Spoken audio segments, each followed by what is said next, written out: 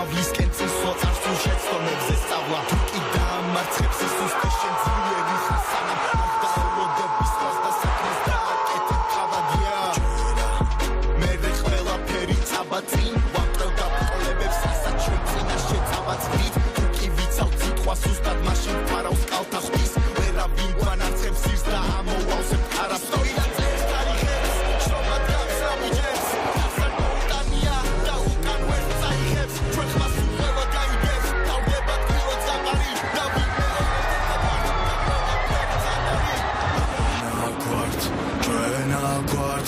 ჩვენო ძალა ერთად გავართ ჩვენ აკვართ ჩვენო ძალა ერთად გავართ ჩვენ აკვართ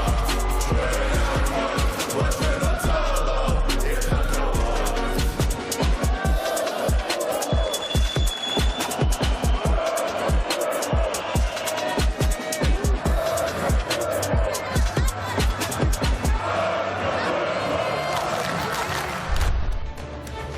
მშვიდობისა, მღელვარება პიკს უახლოვდება საფეხბურთო კულმინაციამდე სულ რაღაც 2 საათი რჩება. საქართველოს ნაკრები მზად არის ევროპის ჩემპიონატის ჯგუფური ეტაპის ბოლო მატჩის ჩასატარებლად. პორტუგალიის ნაკრებთან დაპირისპირება ურთულესი იქნება, მაგრამ ფეხბურთელებიც და კომაგებიც მხოლოდ გამარჯვების მოლოდინში არიან. და ეს გამარჯვება შესაძლებლობას მოგცემს ისტორიაში პირველად საერთაშორისო ჩემპიონატის მეროთფინალში ვითამაშოთ.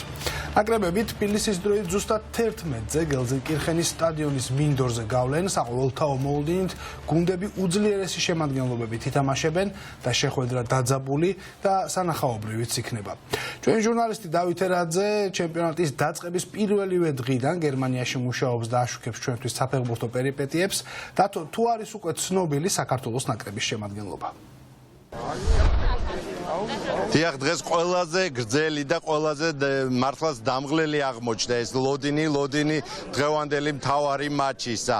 როგორც იქნა მოვიდა ის დრო, როდესაც მოედანზე საქართველოსა და პორტუგალიის ნაკრებები გავლენ და მართლაც ყველა კითხვას გაეცემა პასუხი. რაც მთავარია გულშემატკივარში, ისევე როგორც ფეხბურთელებში საკმაოდ საბრძოლო განწყობაა თითოეული ფეხბურთელი, ისევე როგორც აქ შეკრებილი ქართველი გულშემატკივარი დარწმუნებულია, რომ დღეს ჩვენი ნაკრები ბოლომდე იბრძოლებს და მიუხედავად იმისა, რომ რამდენიმე კვირის წინ ვერავინ ვერ წარმოიდგენდა, რომ საქართველოს ნაკრებთან შესაძლო იქნებოდა პორტუგალიელებთან მოგების მოთხოვნა, დღეს ეს უკვე რეალური გახდა.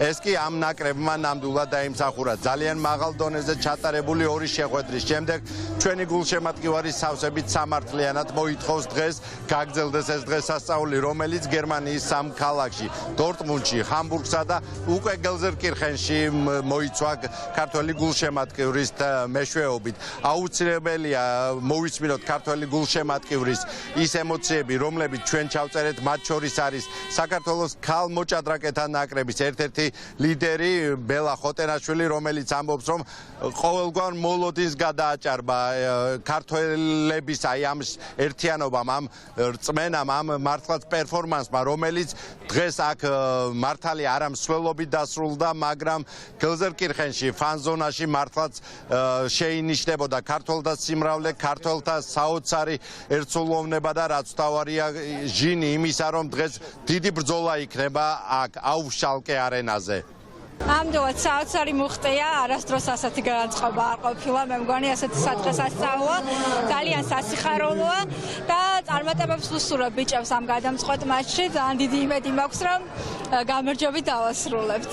მოლოდინი მაგ გამარჯვების, იმიტომ რომ მესმის პორტუგალია არის არა მარტო ჯგუფის, არამედ ტურნირის ფავორიტი, მაგრამ ფეხბურთში ყველაფერი ხდება და ჩვენმა გუნდმა ისეთი 2 თამაში აჩვენა და ისე არიან შემართული ბიჭები, რომ აი ჯერა რომ შეგვწევს ზალა გამარჯვების. უკვე რო გცნობენ, არა მარტო ესე ვთქვათ, როგორც ქართველებს, არამედ უკვე როგორც კარგი ნაკრების გულშემატკივრებს, ეს არის დიდი სიამაყე. ეს ატმოსფერო ჩვენი შექმნილი არის, საქართველოსი და აქ ვართ მოსულები, ეგეც საოცრება არის და აი ამას რო ვესწრებით ჩვენ, მართლა ძალიან მაგარი გზნობა არის და მარტო გამარჯვება გვინდა ჩვენ. ვთვლი რომ უკვე გამარჯვებულები ვართ, იმის იმიტომ რომ აქ ვართ და ჩვენი თაობისთვის ეს ძალიან მნიშვნელოვანია. ჩვენ აი ეს რაღაც სტერეოტიპი დაანგრიეს ბიჭებმა, რომ ქართულ ფეხბურთს არაფერი არ შეუძლია. ჩვენ ყველაფერი შეგვიძლია და წინ მსოფლიო ჩემპიონატი გვაქვს კიდე და იმედი გვაქვს იქაც წამოვალთ საქომაგოდ. თამაშ ველოდებით და თავარია ის შეგრძნება და ის არ იყოს რომ აი რაღაც ვითქოს დავნებდით და თავარია რომ ვიბრძოლოთ ბოლომდე. თავარია ერთი. ყველა თამაშზე ჩვენი ბიჭების გულშემატკივრების უყველა აქ ვართ და ძალიან მაგარი განწყობა გვაქვს. იმედია მოვიგებთ.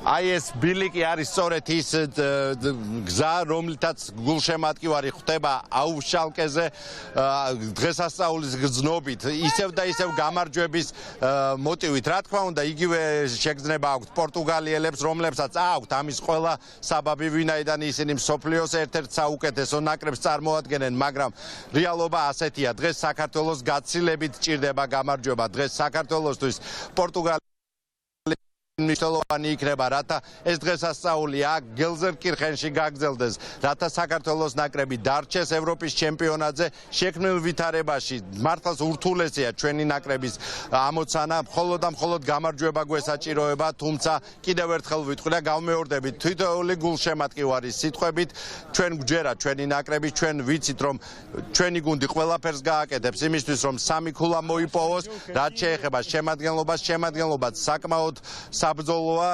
შეიძლება ითქვას რომ ვილი სანიოლი გარკვეულ ვაბანგზეც არის წასული, ვინაიდან მოგეხსენებათ კიდევ ერთხელ გავმეორდები, ეს არის თამაში, რომელშიც მხოლოდ და მხოლოდ გამარჯვება აძლევს საქართველოს ნაკრებს ხელს, რათა დარჩეს ევროპის ჩემპიონატზე. მაშასე წინ 90 წუთია მემეც აღარ შეგაწყენთ თავს, ვინაიდან თითოეული ჩვენი მაყურებელის დარწმუნებული ვარ მოუთმენლად ელის უკვე თამაშ, რომელიც დაწყებულია, თამაშ, რომელიც საქართველოს ნაკრების გამარჯვებით უნდა დასრულდეს. კიდევ ერთხელ ვიტყვი, წინ საქართველო, ჩვენ გვჯერა ჩვენი ნაკრების. კი, ნამდვილად ჩვენ გვჯერა ჩვენი ნაკრების და მისი წარმატების. დავით ერაძე საუბრობდა პირდაპირ ეთერში. საქართველოს ნაკრებს დღესაც განსაკუთრებული გულშემატკივრება ელოდება გელზენკირხენის სტადიონი სულ ცოტა ხანში გადაივსება საქართველოს ეროვნული დროშებითა და თეთრ და წითელ ფერებში შემოსილი კომაგებით, რომლებიც სასწაულის მოლოდინში არიან.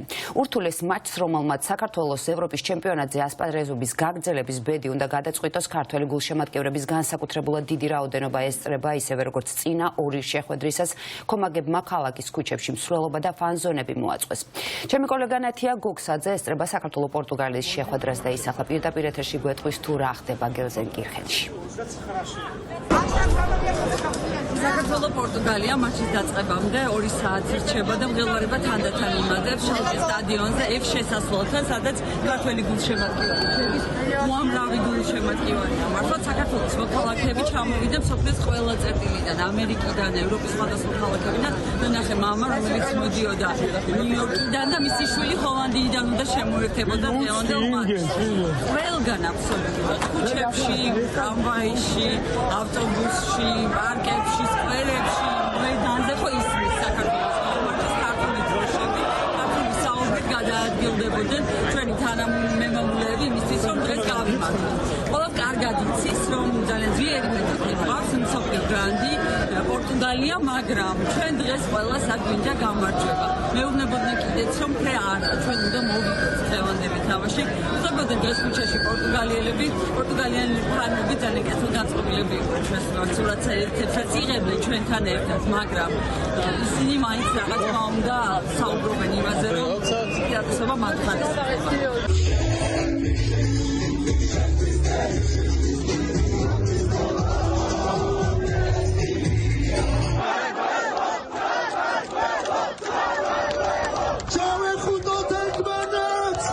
საქმეები, რომელიც აქ გვიწევს, რომ ვაკეთოთ ფანფელშოს სახელით, ძალიან ბევრი ენერგიას მოითხოვს, იმიტომ რომ პირველია ჩვენთვის და პირველად ვაკეთებთ ეს რაღაცებს რა, მაგრამ მე მგონია, რომ კარგად გამოდის ყველაფერი. დიდი მადლობა ჩემ მეგობარ როთოს, რომელიც დამთახდა იმაზე, რომ დღეს აქ ვერ წარმოვიდგენ თუ როდესაც აქ როა შემოსულიყავი. ამ კაცმა ბოდიში ჩემო მეგობარო, პირადო მეგობარო და საქართველოს ყველას მეგობარო, ეს კაცი აკეთებს საოცრებს, იმიტომ რომ დღეს თუ რამის ხედავთ, აი ამ კაცის დამსახურება, საქართველოს ფანსაეჭოს დამსახურება და დიდი მადლობა თქვენ. სადაც საქართველოა, იქ საფეხბურთო მეტოქეები არ არსებობენ. მე მაქვს ყველა თამაში მოლოდინი, რომ ჩემი ქვეყანა წარმატებას მიაღწევს. დავად იმისა, რომ ძლიერი მეტოქე გვყავს, მე მგონია, რომ საქართველოს გაიმარჯვებს! გავიმარჯვებს! გონია, რომ რა ვიცი, შეუძლებელსაც შეუძლებელი. განსაკუთრებული მეტოქეა, უძლიერესი, ამიტომ. ეს ძალიან დიდი პასუხისმგებლობაა, ძალიან დიდი გამოწვევაა, მაგრამ გონია, რომ ჩვენი ბიჭები ყველაფერს გააკეთებენ. პირველი დღეა ნამდვილად და იმედია დავრჩებით აქ და ვითამაშებთ კოლონში ესპანეთის წინააღმდეგ მერვე ფინალს. ეს არის ჩვენი სურვილი და იმედია გამოგვივა ნამდვილად. სამივე მატჩი მოვახერხეთ ჩამოსვლა. ეს მატჩი თვალარავს ორი მატჩი ჩავატარეთ როი პირველი იყო და როგორ თქვა ჩამიწდა, მაგრამ ეს ხმა მოგვცემს იმის საშუალებას, რომ ამ შეხვედრაში აუცილებლად გავიმარჯვოთ. 2-2 დასრულდება. საქართველოს გაიმარჯვებს აუცილებლად. გავიმარჯვეთ. ჩვენ სამშობლოს დიდება.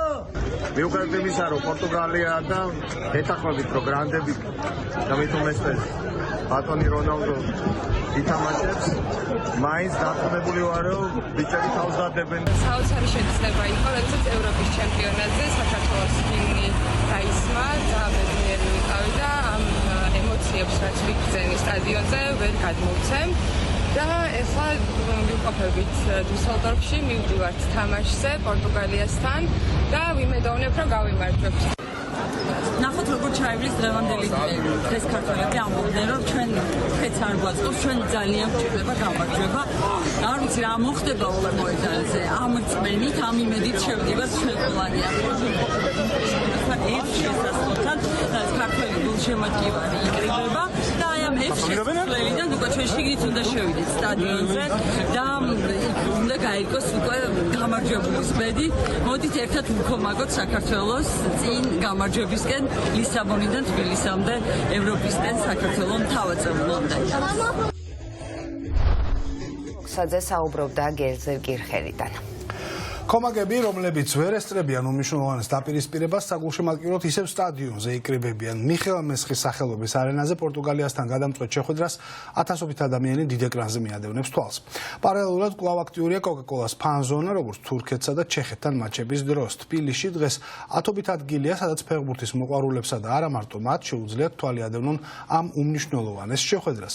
ჩვენი ჟურნალისტი ნინო გაზდელიანი მესხის სტადიონზე იმყოფება. ნინო, დაიწყეს თუ არა უკვე კომაგებმა შეკრება?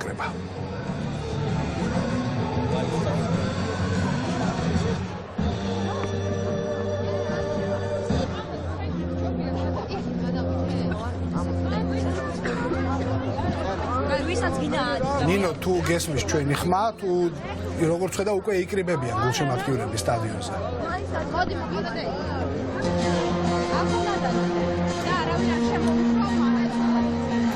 როგორც ჩანს, ნინოს არ ესმის ჩვენი ხმა, თუმცა ჩვენ რა თქმა უნდა ვხედავთ, რომ მიხეილ მესხის სახელობის სტადიონზე, სადაც ფან-ზონა არის, ერთ-ერთი მოწყობილი, გულშემატკივრები უკვე იკრიბებიან და მზად არიან თვალყური მიადევნონ საქართველოს და პორტუგალიის ნაკრებების ამ უმნიშვნელოვანეს დაპირისპირებას. მე იმედი მაქვს, რომ ნინოსთან დაკავშირებას ჩვენ შევძლებთ და მისგან მოვისმენთ, თუ რა ვითარება ახლა სტადიონზე, როგორი განწყობაა გულშემატკივრებს შორის, რა მოლოდინები აქვთ ქართულ გულშემატკივრებს, ელიან თუ არა ისინი გამარჯვებას და დარწმუნებული ჩვენ ყველანი ველოდებით აუცილებლად გამარჯვებას, იმიტომ რომ ძალიან მნიშვნელოვანია ჩვენთვის და ჩვენი ფეხბურთელებისთვის, რომლებიც ნამდვილად იმსახურებენ გამარჯვებას. ბუნებრივია, ურთულესი მატჩი გველოდება წინ, თუმცა იმედი არსებობს და მოგების ჟინი. რა თქმა უნდა, მოგების ჟინი და საქართველოს ნაკრებს ეკუთვნის კიდევაც გამარჯვება, თუ გავიხსენებთ იმ ორ მატჩს, რომელიც ჩვენმა ნაკრებმა უკვე ჩაატარა. მოდით დაუბრუნდეთ მესხის სახელობის სტადიონზე და ნინო გაზდელიანს. ნინო, რა ვითარებაა ახლა სტადიონზე?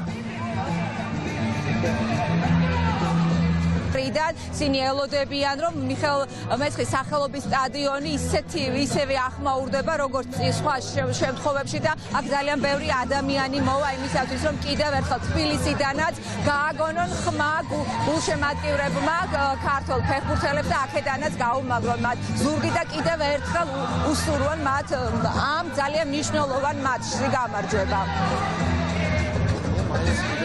გონია, რომ პროგნოზიდან თავშევიკავებ, მაგრამ რაღაცა იმედით ვარ ძალიან და მართლა ესეთი მოლოდინი თავარია, რომ მართლა სანახაობრივად ლამაზ ფეხბურთს აჩვენებენ.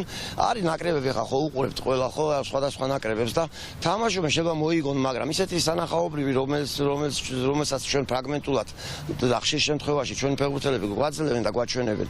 მართლა ერთგვარი რაღაცა ეფექტური ნიშნებს შეიცავს და ეფექტური მომენტებს ქმნიან და ზუსტად ეს არის რომ იმედს მაძლევს. ძალიან დიდი მოლოდინები გვაქვს, იმიტომ რომ აუცილებლად უნდა მოვიგოთ ეს თამაში.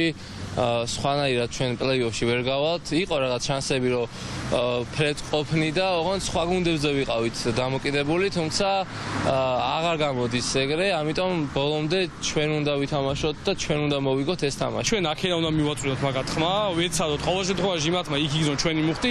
იქ არიან საკმაოდ ქართველები, ძალიან ბევრი არიან, ხომაგები ყველა ერთად მანდარიან.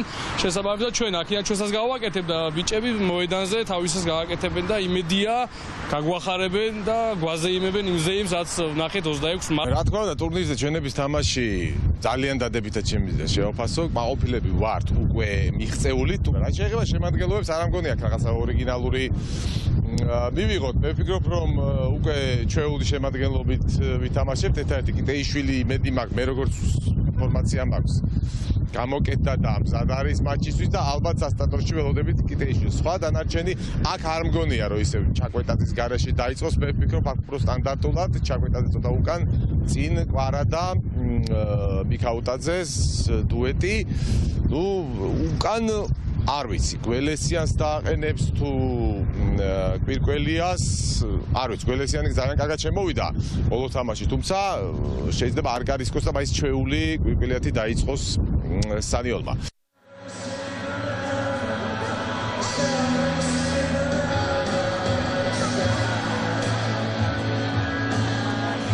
ზუსტად 11 საათზე ჩვენ გავიგებთ სასტვენის ხმას და დაიწყება საქართველოსა და პორტუგალიის ძალიან მნიშვნელოვანი მატჩი. მიუხედავად იმისა, რომ პორტუგალია ძალიან ძლიერი გუნდია, მას ერთ-ერთ ფავორიტ გუნდადაც კი ასახელებენ, მაგრამ ჩვენ მაინც გვჯერა საქართველოს ნაკრების, ქართველი ფეხბურთელების, რომლებაც დაუმტკიცეს ქართულ გულშემატკივარსაც და არა მარტო მათ, რომ იმსახურებენ, იყვნენ ღირსეულების წოდების ქვეშ და ასევე იმსახურებენ იმას, რომ სწორედ მონაწილეობენ ევროპის ჩემპიონატზე.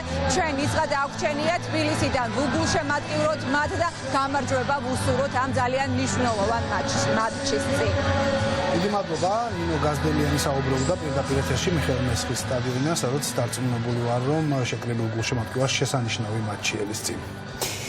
ფეხბურთის საქართველოსთვის მთავარ მოვლენად იქცა მეორეგვი რა მთელი ქვეყანა მათ შორის ისინიც კი, ვისაც ფეხბურთი არ უყვარს, თვალყურს ადევნებს ევროპის ჩემპიონატს, აკვირდება საქართველოს ნაკრების თამაშს, განიცდის და უხარია წარმატება.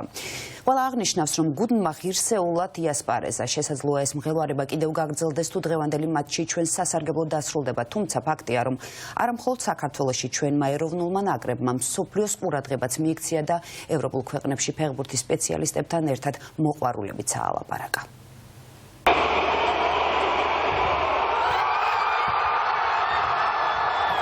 როგორ დაიპყრო საქართველოს ევროპელების გული. ეს ამბავი გერმანიაში ევროპის ჩემპიონატზე დაიწყო. ლისაბონიდან თბილისამდე ევროპის კონტური მოხაზულია. თბილისის დროით ზუსტად 11 საათზე ისტორიულ მატჩზე ჩემპიონატის ერთ-ერთ ფავორიტს პორტუგალიას შევხვდებით. ევროპის ჩემპიონატზე ჩვენს ბიჭებს დღეს ფეხბურთის ლეგენდა კრისტიანო რონალდუ დაუპირისპირდება.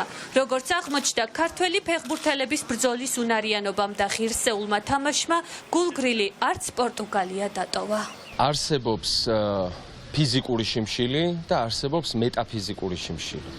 დღეს ის გამონაკლისი დღეა, როდესაც ქართველ ხალხს მეტაფიზიკურად გვშია, ჩვენ გვშია გამარჯვება. და დარწმუნებული ვარ, რომ ჩვენი ბიჭები დღეს აუცილებლად გამარჯვებით დაგვაპურებენ და ამაში ხელს ვერავინ ვერ შეგვიშლის. რა თქმა უნდა, მნიშვნელოვანია იღბალი, ძალიან მნიშვნელოვანია იღბალი და მე ვუსურვებდი კრისტიანო რონალდოს, რომ დღეს მატჩის წინ ვარჯიშზე შემთხვევით ფეხი გადაუბრუნდეს და ვერ ითამაშოს. ეს კადრები 10 წლის წინ თბილისში დინამო აკადემიის გახსნაზეა გადაღებული. პატარა ბიჭები საკუთარ კუმირს ეგებებიან და ალბათ ოცნებებშიც ვერ წარმოუდგენიათ, რომ გავიდოდა წლები და კრისტიანო რონალდოს მოედანზე წინ ისე დაუდგებოდნენ, როგორც თანასწორები. რონალდოსთან ერთად გადაღებულ ბავშვებს შორის გულშემატკივარი ადვილად ამოიცნობს ხვიჩა კვარაცხელიას, გიორგი ქოჩორაშვილს, გიორგი ჩაკვეტაძეს, ზურიკო დავითაშვილსა და ანზორ მექვაბიშვილს. დასწორება სწორედ მათთან მოუწევს.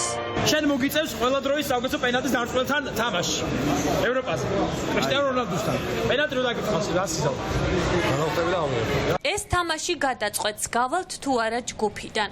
სპორტული მიმომხილველები ამბობენ, რომ საქართველოს ნაკრებს ფეხბურთის მოყვარულებისთვის სიურპრიზის შეთავაზება შეუძლია. უნდა მოუგოთ პორტუგალიას ესეთი სატურნირო ამოცანა გვაქვს. რა ვქნათ ახლა ის არის რა ქვია მეტოქეებს არ ირჩევენ ევროპის ჩემპიონატზე მართლა ძალიან ძლიერ გუნდებს ვეთამაშეთ და ძალიან ძლიერ გუნდს ვეთამაშებით კიდევ და ძალიან ძლიერი გუნდი ვართ ჩვენც რა და იმიტომ ხო და გამორიცხული არაფერი არ არის ამ თამაში გამართლებაც კი დამსახურებული გვაქვს უკვე იმდენჯერ არ გაგვიმართლა წინა ორ თამაში ისტორიის მთავარი გმირები ფეხბურთელები არიან. მათ უკან 3 მილიონზე მეტი ქართველი დგას. ერთადერთი სათქმელით ჩვენ ბიჭების გვჯერა. ქომაგებმა საკუთარ თავს სამართლიანად უწოდეს მე-12 მოთამაშე და ძალებს არიშურებენ, რათა მსოფლიოს აჩვენონ, რომ ქართველებისთვის ფეხბურთის სიყვარული გარდაუვალი მოცემულობაა და არა უბრალოდ არჩევანი. გულშემატკივარმა ზეპირად ისწავლა ნაკრების წევრების საფეხბურთო ნომრები, პოზიციები და თამაშის ინდივიდუალური შტრიხები. მამაჩემ ძალიან დიდი გულშემატკივარი იყო ფეხბურთის და გარდაცვალებამდე რამდენიმე დღით ადრე საქართველოს და ერთ-ერთ ევროპულ ქვეყანასთან გქონდა შეხვედრა და იკითხა ნეტა რა ქნეს ჩვენმა ბიჭებმაო და მე ვიცოდი შედეგი, იმიტომ რომ ვიცოდი რომ ამას უყვარდა და მის გამო ვუყურე ძალიან პატარა ვიყავი მაშინ და რო უთხარი შედეგი, აი ახლა სითქოს მეჩვენება რომ უფრო მშვიდად წავიდა, იმიტომ რომ მე ვიცოდი ეს შედეგი.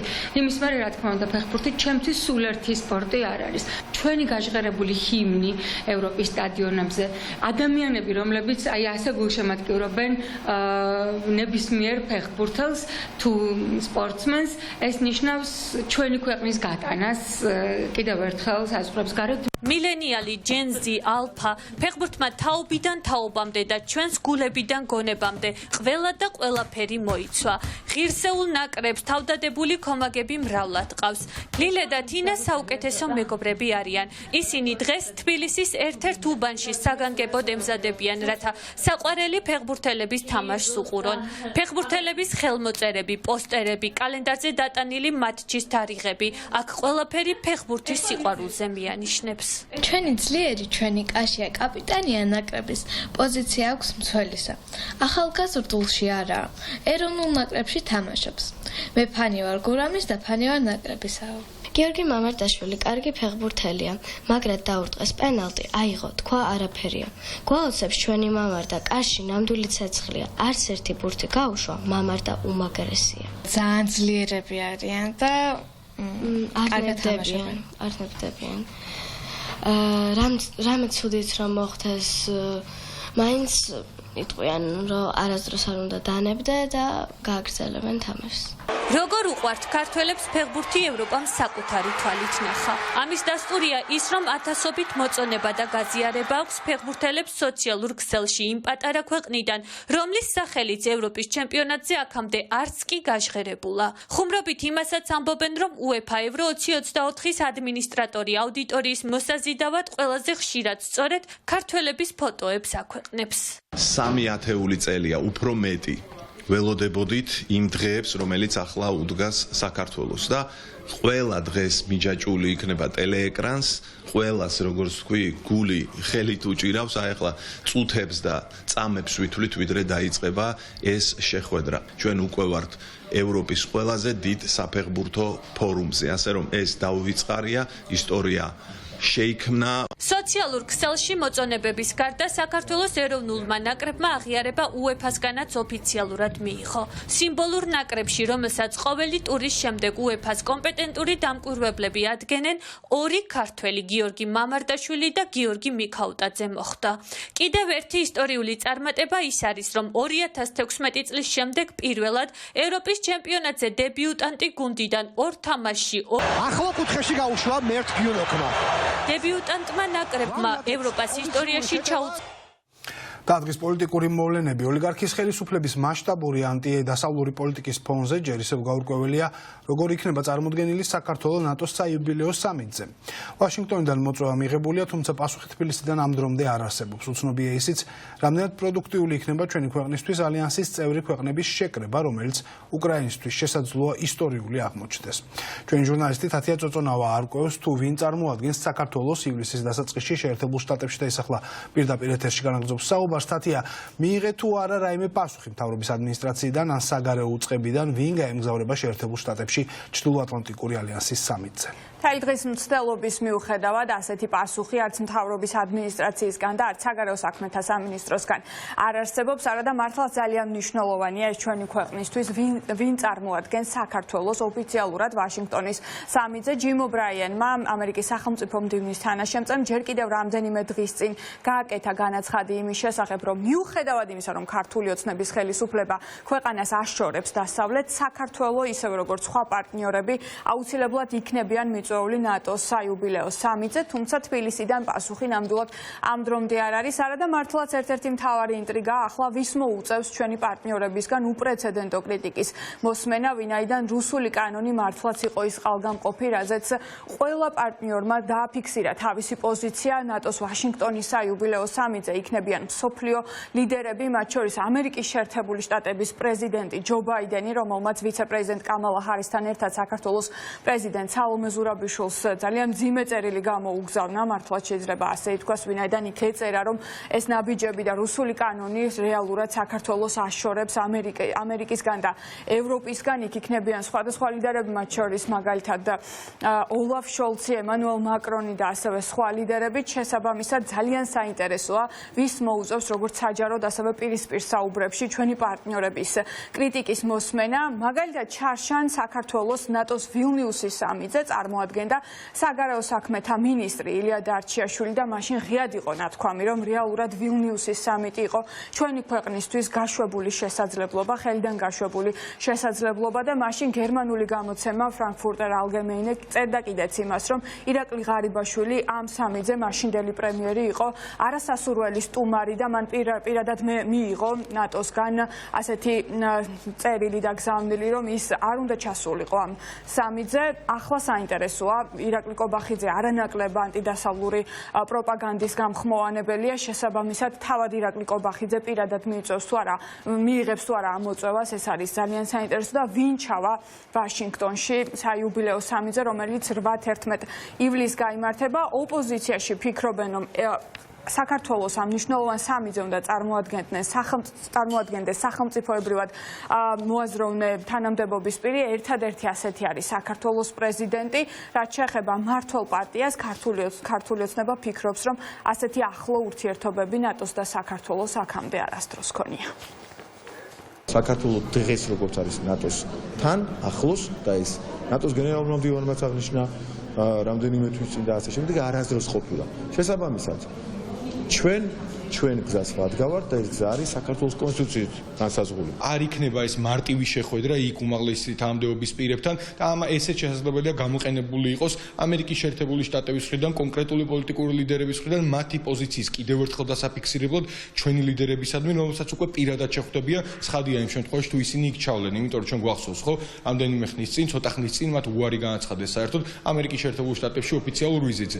ნორმალურ ვითარებაში კიდევ ერთხელ აღნიშნავ, ამ ვიზიტს უნდა ესწრებოდნენ იქნებოდეს პირველი მთავრობის მეთაური და თავდაცვის მინისტრი. ეს იქნებოდა უმჯობესი, მაგრამ ამ რეალობაში, როდესაც არც ერთი კონსტიტუციური ორგანო არ ემსახურება, ეს ვთქვათ, ქართული ხალხის ინტერესებს, ჩვენს პროდასალურ თავისუფალ არჩევანს და ერთადერთი ინსტიტუცია, რომელიც ჩვენი კონსტიტუციის 78 მუხლის დაცვის ავანგარდში შედგა არის პრეზიდენტი, ხო ალბათ კარგი იქნებოდა, რომ სალომე ზურაბიშვილს მიიღო იქ მონაწილეობა. ვითარებაში, როდესაც სამიზე სხვა არანატოს წევრი ქვეყნის ლიდერები იქნებიან მიწვეულები, ეს ნიშნავს იმას, რომ საქართველოს პოლიტიკური ხელმძღვანელი პირი იქნება ეს პრემიერი თუ პრეზიდენტი თეორიულად მიწვეული იქნება, თუმცა გამომდინარე ირაკლი კობახიძის და გამომდინარე რუსული კანონის მიღების შემდგომ ნატოს გენერალ-მდივნის პოზიციაც იყო, რომ ამ კანონით საქართველოს ნატოსაც შორდება და მე ველოდები, რომ საქართველოს პრეზიდენტი იქნება სავარაუდოდ ის მაღალი თანამდებობის პოლიტიკური პირი, რომელიც საქართველოს წარადგენს ამ სამიზე, რაც იქნება ადეკვატური. როგორც ევროკავშირი, ასევე ნატო გვეუბნება, რომ კარები ჩვენი ქვეყნისთვის ამ ორგანიზაციებში რჩება ღია და სწორედ ამიტომ ნატოს სამიტზე მიუხედავად ხელისუფლების პოლიტიკისა ქვეყანა არის დაპატიჟებული.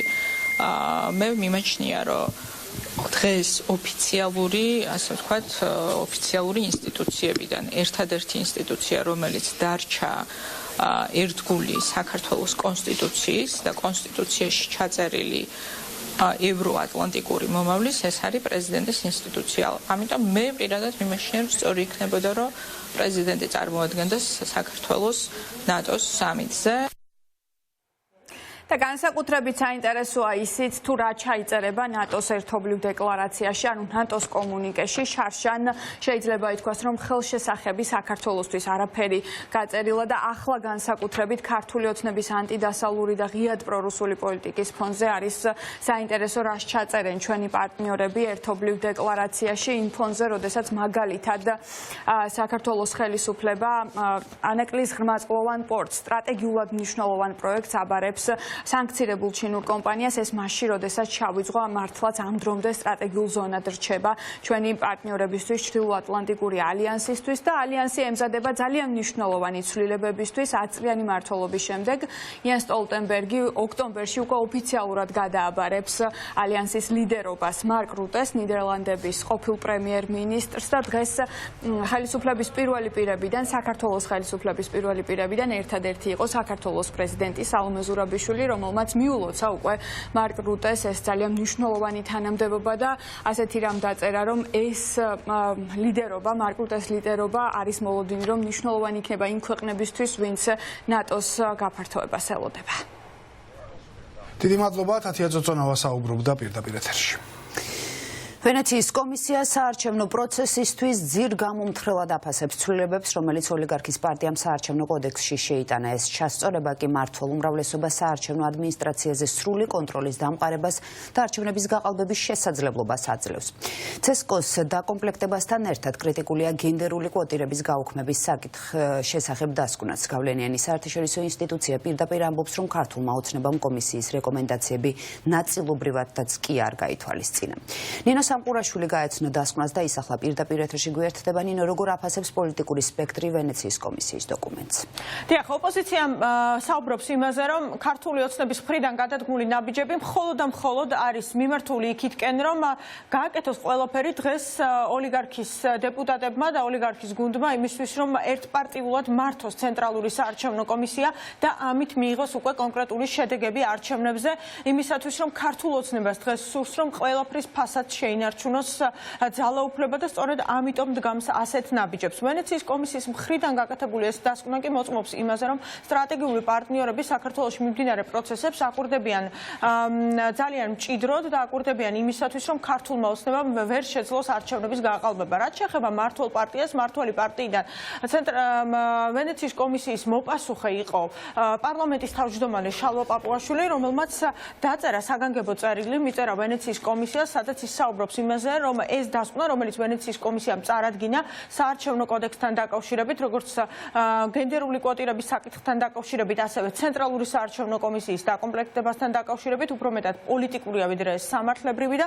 როგორც ჩალვა პაპუაშვილი თავის წერილში წერს, CSKO-ს გარანტირებულად კრიზისში შეყვანას გამოიწვევს. ოპოზიციაში კი ამბობენ, რომ რასაც ქართული ოცნება აკეთებს, ეს ყველაფერი არის გადადგმული ნაბიჯები იქითკენ, რომ სწორედ კრიზისში შევიდეს ქვეყანა და გადადგმულია ნაბიჯები იქითკენ, რომ ერთპარტიულად ჩაატაროს მმართველმა პარტიამ არჩევნები.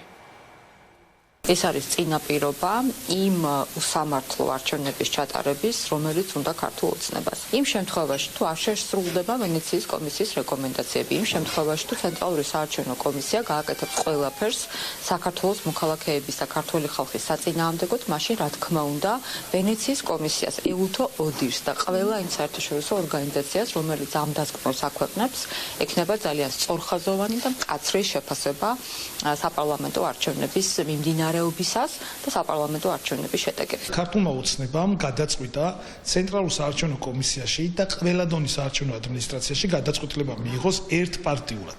ერთპარტიულად გულისხმობ იმას, რომ გადაწყვეტილების მიღება ხდება უბრალო უმრავლესობით, რომელიც საბოლოო ჯამში ქართული ოცნების მიერ დანიშნული წევრები არიან. ვენეციის კომისიამ თავის დასკვნაში თქვა, რომ ფაქტურად მმართველ პოლიტიკურ პარტიას ექნება სრული ზეგავლენა და გავლენა საარჩევნო ადმინისტრაციაზე. ეს არის ფაქტობრივი სიმართლე და სამწუხაროდ 2024 წელს ჩვენ მოგვიწევს ამ ადმინისტრაციის პირობებში არჩევნებისთვის მომზადება და არჩევნებში მონაწილეობა. ივანიშვილის მცდელობა პოლიტიკურ ვერტიკალში დაიმორჩილოს ცენტრალური საარჩევნო კომისია და საარჩევნო ადმინისტრაციები არის უსუსური მცდელობა იმის, რომ შეცვალოს საბოლოო საარჩევნო შედეგი, რაც ვერ შეიცვლება იმდენად ერთმნიშვნელოვნად ჩამოყალიბებულია საქართველოს მოქალაქეთა აბსოლუტური უმრავლესობა, რომ ეს ხელისუფლება უნდა შეიცვალოს, ეს აუცილებლად მოხდება ნებისმიერი მცდელობის მიუხედავად. ქართული ოცნება ცდილობს, რომ საქართველოს დააშოროს ევროკავშირს, მათ შორის ანტიდემოკრატიული ქმედებებით და განსაკუთრებით როდესაც საუბარია თავისუფალ და სამართლიან არჩევნებზე, რამდენადაც CSKO-ს მიერ ერთპარტიული გადაწყვეტილებების მიღება და გამორიცხვა ოპოზიციური წევრების ამ გადაწყვეტილების მიღების პროცესიდან კიდევ ერთხელ ვენეციის კომისიის შეფასებითაც კითხვის ნიშანს აჩენს ნდობასთან დაკავშირებით თავად CSKO-ს. ცენტრალურ საარჩევნო კომისიასთან დაკავშირებით და ასევე გენდერული კვოტირების საკითხთან დაკავშირებით ვენეციის კომისიამ გამოაქვეყნა კრიტიკული მოსაზრება საარჩევნო კოდექსში შეტანილ ცვლილებებს ეხება. ორივე ქართულმა ოცნებამ გააკეთა შემდეგი რამ, რომ გენდერული კვოტირების საკითხი, რომელიც მაგალითად საპარლამენტო სიაში ყოველი მეოთხე უნდა ყოფილიყო ქალის სიაში, ასეთი რამ მმართველმა პარტიამ გააუქმა და ამას აკრიტიკებს ვენეციის კომისია, რომ ეს ყველაფერი დემოკრატიული პროცესებისთვის არის დაუშვებელი.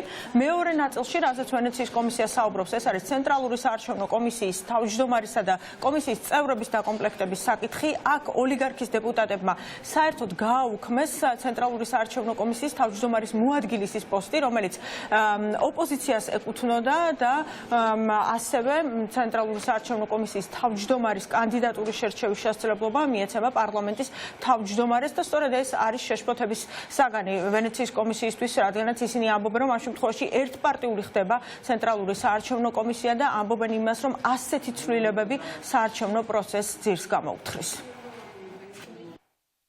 საქართველოში საარჩევნო კანონმდებლობაში ცვლილებების ხშირი შეტანის პრაქტიკა საფრთხის შემცველია და ძირს უთხრის საარჩევნო პროცესის მთლიანობასა და სახელმწიფოს ძალისხმევას დემოკრატიის კონსოლიდაციისთვის. ვენეციის კომისია ძალიან შეშფოთებულია, რომ არც ერთი მისი რეკომენდაცია საქართველოს ოფიციალური პირების მიერ არ იქნა გათვალისწინებული. ნაწილობრივადაც კი კომისია კიდევ ერთხელ უსვამს ხაზს, რომ ახლა უკვე მიღებული შესწორებები აშკარად არასაკმარისია კონსენსუსზე დაფუძნებული პოლიტიკური პროცესის უზრუნველსაყოფად, რაც კრიტიკულად მნიშვნელოვანია CSKO-ს დამოუკიდებლობისთვის და არაპარტიულობისთვის და ამ ინსტიტუტისადმი საჯარო ნდობისთვის. უფრო მეტიც, შემაშფოთებელია, რომ საარჩევნო კოდექსის ასეთი ფუნდამენტური ელემენტების შესწორებები მიღებულ იქნა მაშინ, როდესაც შემდეგ საპარლამენტო არჩევნებამდე ერთ წელიწადზე ნაკლებია დარჩენილი და რომელთა ჩატარებაც 2024 წლის ოქტომბერში იგეგმება, რაც საარჩევნო კოდექსის სტაბილურობის პრინციპს ეწინააღმდეგება.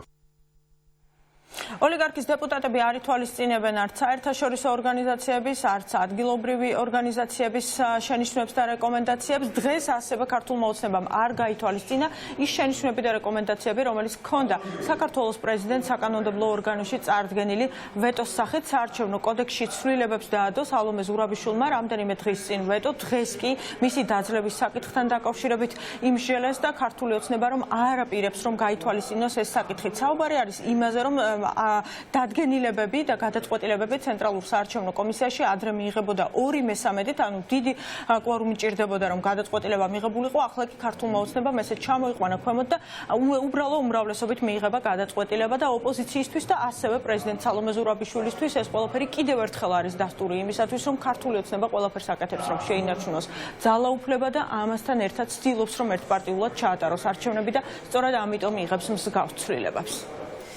ნინო, გმადლობ. ნინო, სამყურაშვილი საუბრობდა პირდაპირ ეთერში. მთავარში ახლა რეკლამის დროა, დაგვაუდეთ რამდენიმე წუთში ჩვენ ვრუნდებით.